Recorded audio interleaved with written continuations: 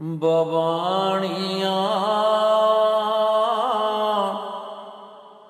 कहानियाँ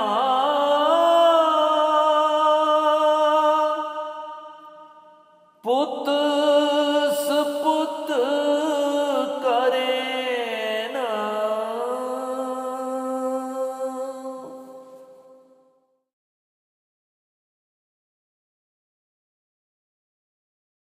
वाहिगुरू जी का खालसा वाहिगुरू जी की फतेह। गुर इतिहास सिख इतिहास की लड़ी दे विच अज भाई गंगा राम जी ब्राह्मण इन्हां बारे कुछ कुछ विचार करांगे। ਸਾਹਿਬ ਸ੍ਰੀ ਗੁਰੂ अर्जन पातशाह जी के समय बठिंडे के रहन वाले भाई गंगा राम जी ब्राह्मण जिन्हां दा मुख किੱਤਾ सी कि तुर फिर के अनाज वेचना, और जदों ये गुरु घर के संपर्क में आए तो इन्हां दे जीवन दे विच एक बहुत वड्डा इनकलाबी परिवर्तन आया। गुरु घर की मर्यादा, गुरु घर का आम लोकाई दे प्रति अपना आपा समर्पण करना, इसने बहुत लोगों के जीवन दे विच परिवर्तन लियांदा। भाई गंगा राम जी ब्राह्मण बठिंडा तो इन्हां ने कई सौ मन, सैकड़े मन अनाज मुख रूप में बाजरा इकट्ठा करके वेचण दे लई गड्डियां ते लद के ये थां पर थां जाया करते। ते इसे तरह संजोगवश अमृतसर भी आए। गुरु अर्जन पातशाह के समय, और जिमें कि आप जी नूं विदित है, अमृतसर दूरों दुरेडियों बहुत संगतां इत्थे आउंदियां। फिर उस वेला सी जिस वेले अमृतसर सरोवर और हरमंदर साहिब की सेवा चल रही सी।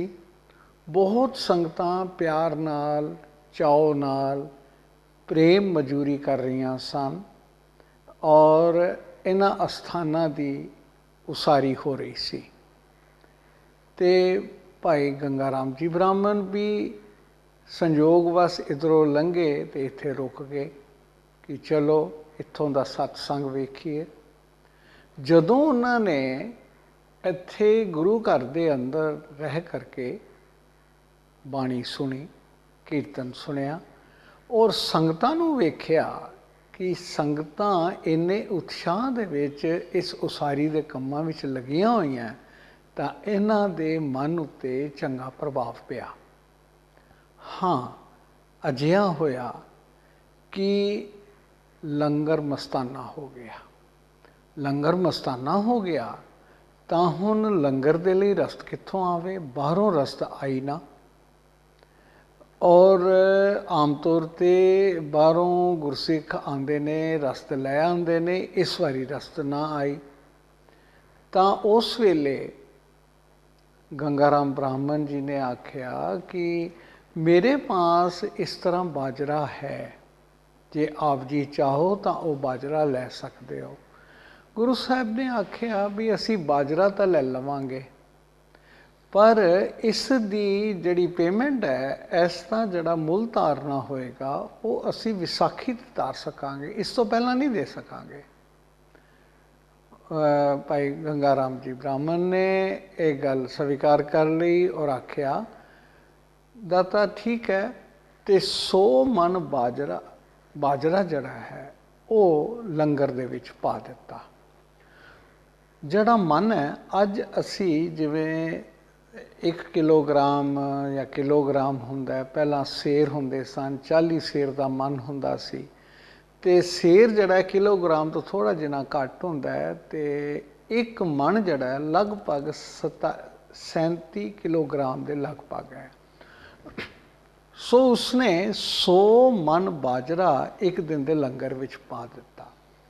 हुण इत्थों अंदाज़ा लगा सकते हो कि किन्नी कु संगत होवेगी कि 100 मन बाजरा एक दिन दे विच लग जाता है। ਅਗਲੇ ਦਿਨ ਫਿਰ ਉਹੀ ਹਾਲਤ ਬਣ ਗਈ ਕਿ 100 ਮਣ ਬਾਜਰਾ ਫਿਰ ਜ਼ਰੂਰਤ ਪਈ ਤਾਂ ਭਾਈ ਗੰਗਾ ਰਾਮ ਜੀ ਬ੍ਰਾਹਮਣ ਨੇ ਉਹ ਜਿਹੜਾ 100 ਮਣ ਬਾਜਰਾ ਸੀ ਹੋਰ 100 ਮਣ ਅਗਲੇ ਦਿਨ ਵੀ ਪਾ ਦਿੱਤਾ। ਲੰਗਰ ਚੱਲ ਪਿਆ।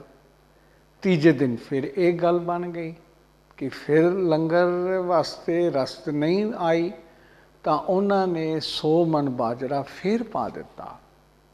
ਹੁਣ ਤੀਜੇ ਚੌਥੇ ਦਿਨ ਜਾ ਕਰਕੇ ਬਾਹਰੋਂ ਰਸਤ ਆ ਗਈ ਔਰ ਲੰਗਰ ਚੱਲਣਾ ਸ਼ੁਰੂ ਹੋ ਗਿਆ।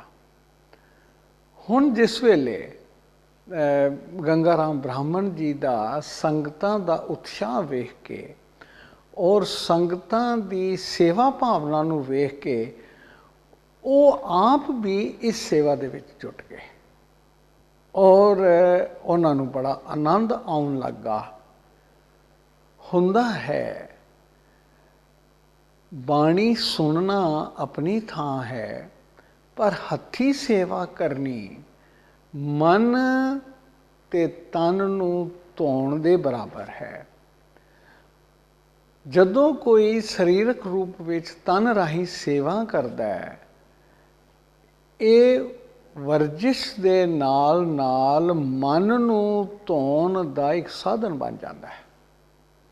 ਕਿਉਂਕਿ ਜਦੋਂ ਮਨੁੱਖ ਹੱਥੀਂ ਸੇਵਾ ਕਰਦਾ ਹੈ ਤੇ ਹੱਥੀਂ ਸੇਵਾ ਦਾ ਮਨ ਉੱਤੇ ਗਹਿਰਾ ਪ੍ਰਭਾਵ ਪੈਂਦਾ ਹੈ। ਦੂਜਿਆਂ ਨੂੰ ਸੇਵਾ ਕਰਦਿਆਂ ਵੇਖਦਿਆਂ ਮਨ ਦੇ ਵਿੱਚ ਉਤਸ਼ਾਹ ਪੈਦਾ ਹੁੰਦਾ ਹੈ।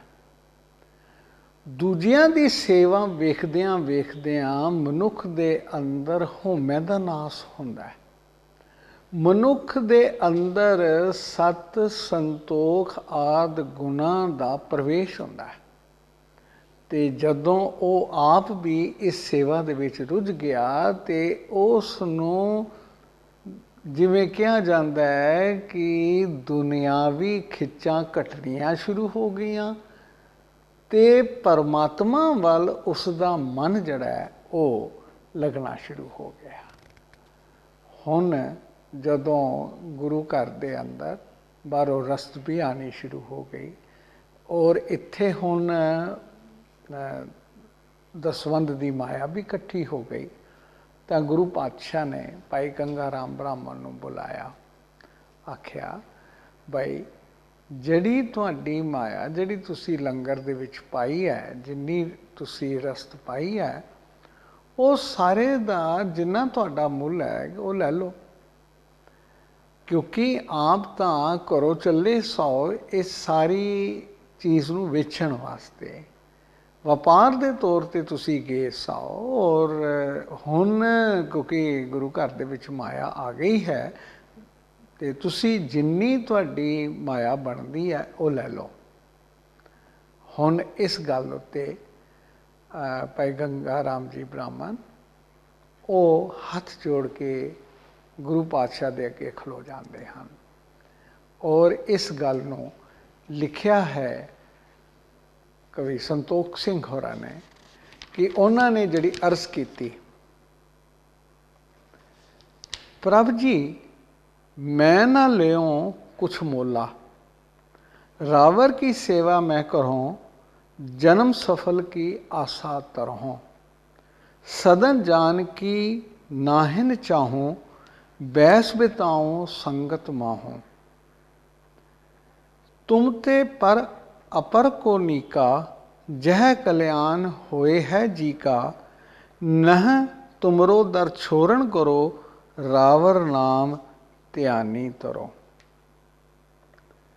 ਗੁਰੂ ਪਾਤਸ਼ਾਹ ਨੇ ਬਥੇਰਾ ਆਖਿਆ ਵੀ ਮਾਇਆ ਲੈ ਲਓ ਤੇ ਜਾਓ ਆਪਣੇ ਘਰ ਨੂੰ ਭਾਗ ਲਾਓ, ਪਰ ਗੰਗਾ ਰਾਮ ਜੀ ਬ੍ਰਾਹਮਣ ਬੇਨਤੀ ਕੀਤੀ, ਪਾਤਸ਼ਾਹ ਮੈਂ ਮਾਇਆ ਦਾ ਕੀ ਕਰਨਾ ਹੈ, ਮੇਰੇ ਬੱਚੇ ਤਾਂ ਚੰਗਾ ਕਮਾ ਖਾ ਰਹੇ ਨੇ, ਮੈਨੂੰ ਹੋਰ ਮਾਇਆ ਕਮਾਉਣ ਲਈ ਮੈਂ ਹੋਰ ਵਪਾਰ ਕਰਦਾ, ਇਹ ਮਾਇਆ ਦੀ ਤ੍ਰਿਸ਼ਨਾ ਤਾਂ ਮੁੱਕਣੀ ਨਹੀਂ ਤੇ ਇਹ ਮੇਰੀ ਇਹ ਤੁਛ ਭੇਟਾ ਕਬੂਲ ਕਰੋ ਤੇ ਭੇਟਾ ਜਾਣ ਕਰਕੇ ਹੁਣ ਮੈਨੂੰ ਆਪਣੇ ਦਰ ਤੋਂ ਜਾਣ ਦੀ ਆਗਿਆ ਨਾ ਕਰੋ, ਸਗੋਂ ਮੈਨੂੰ ਤਾਂ ਸਿੱਖੀ ਦੀ ਦਾਤ ਬਖਸ਼ੋ। ਦਾਤਾ ਜੇ ਤਰੁੱਠੇ ਹੋ ਤਾਂ ਮੇਰਾ ਜਨਮ ਮਰਨ ਨਿਵਾਰ ਲਿਓ। ਤੇ ਇਹ ਜਦੋਂ ਅਧੀਨਗੀ ਸੈਦ ਗੰਗਾ ਰਾਮ ਬ੍ਰਾਹਮਣ ਜੀ ਨੇ ਇਹ ਜਦੋਂ ਬੇਨਤੀ ਕੀਤੀ ਤਾਂ ਗੁਰੂ ਪਾਤਸ਼ਾਹ ਤਰੁੱਠ ਪਏ ਔਰ ਉਹਨਾਂ ਨੂੰ ਸਿੱਖੀ ਦੀ ਦਾਤ ਬਖਸ਼ੀ।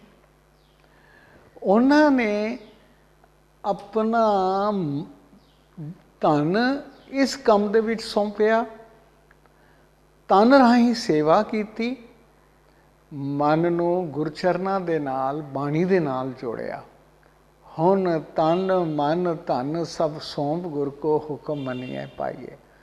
ਜਦੋਂ ਮਨੁੱਖ ਇਸ ਤਰ੍ਹਾਂ ਤਨ ਮਨ ਧਨ ਦੇ ਨਾਲ ਗੁਰੂ ਘਰ ਦੀ ਸੇਵਾ ਕਰਦਾ ਹੈ ਤੇ ਉਤੋਂ ਗੁਰੂ ਨੂੰ ਉਹ ਸੇਵਾ ਪ੍ਰਵਾਨ ਹੋ ਗਈ, ਗੁਰੂ ਦਾ ਮਨ ਪਤੀਜ ਗਿਆ ਇਸ ਕੰਮ ਤੇ, ਤਾਂ ਇਹਨਾਂ ਨੂੰ ਸਿੱਖੀ ਦੀ ਦਾਤ ਪ੍ਰਾਪਤ ਹੋਈ। ਗੁਰੂ ਘਰ ਦੇ ਵਿੱਚ ਰਹਿ ਕਰਕੇ ਉਹਨਾਂ ਨੇ ਹੱਥੀਂ ਸੇਵਾ ਕਰਕੇ ਆਪਣੇ ਤਨ ਨੂੰ ਵੀ ਸਫਲ ਬਣਾ ਲਿਆ, ਆਪਣੇ ਮਨ ਨੂੰ ਚਰਨਾਂ ਨਾਲ ਜੋੜ ਕੇ ਬਾਣੀ ਦੀ ਪਾਰਸ ਕਲਾ ਵਰਤੀ ਤਾਂ ਇਹਨਾਂ ਦਾ ਮਨ ਵੀ ਗੁਰੂ ਚਰਨਾਂ ਦੇ ਪਿਆਰ ਦੇ ਅੰਦਰ ਪੂਰੀ ਤਰ੍ਹਾਂ ਭਿੱਜ ਗਿਆ, ਪਤੀਜ ਗਿਆ, ਪਸੀਜ ਗਿਆ। ਤੇ ਜਦੋਂ ਗੁਰੂ ਸਾਹਿਬ ਨੇ ਵੇਖਿਆ ਕਿ ਹੁਣ ਇਹ ਪੂਰਨ ਤੌਰ ਤੇ ਗੁਰਸਿੱਖੀ ਨੂੰ ਇਹਨਾਂ ਨੇ ਅਪਣਾਇਆ ਹੈ, ਗੁਰਸਿੱਖੀ ਅਨੁਸਾਰ ਸਿੱਖ ਮਰਿਆਦਾ ਨੂੰ ਪੂਰੀ ਤਰ੍ਹਾਂ ਅਪਣਾ ਲਿਆ ਹੈ ਔਰ ਸਿੱਖੀ ਤੇ ਪੂਰਾ ਹੁਣ ਪਹਿਰਾ ਦੇ ਰਹੇ ਹਨ, ਤਾਂ ਗੁਰੂ ਪਾਤਸ਼ਾਹ ਨੇ ਫਿਰ ਬੁਲਾਇਆ ਤੇ ਆਖਿਆ ਕਿ ਚਲੋ ਹੁਣ ਗੁਰੂ ਘਰ ਦੀ ਸੇਵਾ ਕਰਨੀ ਹੈ ਤਾਂ ਆਪਣੇ ਇਲਾਕੇ ਦੇ ਵਿੱਚ ਜਾਓ, ਉਸ ਥਾਂ ਤੇ ਜਾ ਕਰਕੇ ਸਿੱਖੀ ਦਾ ਪ੍ਰਚਾਰ ਕਰੋ। ਸੋ ਗੁਰੂ ਅਰਜਨ ਪਾਤਸ਼ਾਹ ਨੇ ਭਾਈ ਗੰਗਾ ਰਾਮ ਬ੍ਰਾਹਮਣ ਜੀ ਨੂੰ ਬਠਿੰਡੇ ਦੇ ਵਿੱਚ ਪ੍ਰਚਾਰਕ ਥਾਪ ਕੇ, ਉਸ ਇਲਾਕੇ ਦਾ ਮੁਖੀ ਥਾਪ ਕੇ, ਉੱਥੋਂ ਦੀ ਸੰਗਤਾਂ ਨੂੰ, ਉੱਥੋਂ ਦੇ ਲੋਕਾਂ ਦੇ ਅੰਦਰ ਗੁਰਬਾਣੀ ਤੇ ਸਿੱਖੀ ਦਾ ਪ੍ਰਚਾਰ ਕਰਨ ਦੇ ਲਈ ਭੇਜਿਆ, ਉੱਥੋਂ ਦਾ ਮੁੱਖ ਪ੍ਰਚਾਰਕ ਥਾਪ ਦਿੱਤਾ। ਸੋ ਇਹ ਇੱਕ ਵਪਾਰੀ ਦੇ ਤੌਰ ਤੇ ਆਏ, ਗੁਰੂ ਘਰ ਦੀ ਮਰਿਆਦਾ, ਗੁਰਬਾਣੀ, ਸੇਵਾ ਤੋਂ ਪ੍ਰਭਾਵਿਤ ਹੋਏ, ਸੇਵਾ ਸਿਮਰਨ ਵਿੱਚ ਜੁਟੇ, ਆਪਣਾ ਆਪਾ ਸਵਾਰਿਆ, ਗੁਰੂ ਚਰਨਾਂ ਤੋਂ ਵਾਰਿਆ ਤੇ ਸਿੱਖੀ ਦੇ ਥੰਮ ਬਣ ਖਲੋਤੇ ਤੇ ਆਪਣੇ ਇਲਾਕੇ ਵਿੱਚ ਮੁੜ ਇੱਕ ਸਿੱਖ ਪ੍ਰਚਾਰਕ ਦੇ ਤੌਰ ਦੇ ਉੱਤੇ ਆਪ ਜੀ ਨੇ ਅੱਗੋਂ ਦੀ ਸੇਵਾ ਨਿਭਾਈ ਤੇ ਬਠਿੰਡੇ ਦੇ ਵਿੱਚ ਆਪ ਜੀ ਸਿੱਖੀ ਦਾ ਪ੍ਰਚਾਰ ਕਰਦੇ ਰਹੇ। ਇਹ ਸਨ ਭਾਈ ਗੰਗਾ ਰਾਮ ਜੀ ਬ੍ਰਾਹਮਣ, ਬਠਿੰਡੇ ਤੋਂ ਆਏ, ਗੁਰੂ ਘਰ ਵਿੱਚ ਰਹੇ, ਵਾਪਸ ਬਠਿੰਡੇ ਵਿੱਚ ਪ੍ਰਚਾਰਕ ਦੇ ਤੌਰ ਤੇ ਬਾਅਦ ਵਿੱਚ ਸਿੱਖੀ ਨੂੰ ਭਾਗ ਲਾਏ। ਵਾਹਿਗੁਰੂ ਜੀ ਕਾ ਖਾਲਸਾ, ਵਾਹਿਗੁਰੂ ਜੀ ਕੀ ਫਤਿਹ। ਬਵਾਣੀਆਂ ਕਹਾ